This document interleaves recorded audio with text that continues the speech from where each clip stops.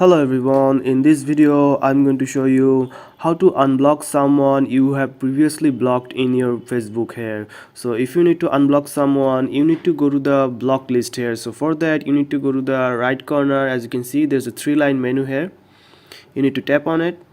Then you need to go to the settings option here with the gear icon. As you can see, tap on the settings option. Then you need to scroll down and you have to find block here, blocking option here.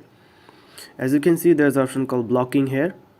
You just need to tap on the blocking here and you will find all the list that you have blocked here. So if you want to unblock someone, just tap on the unblock option here. As you can see, there's a right in the right here, just tap on unblock option and this will unlock the person, unblock the person here. So you need to just unblock here, and also you'll have to wait 48 hours if you want to block this person again here. So you just need to tap unblock here,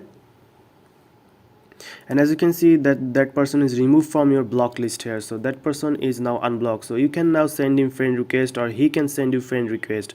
So that's it guys, this is how you unlock in your Facebook here, unblock someone in Facebook. So if you found this video helpful, please subscribe to this channel and thank you for watching.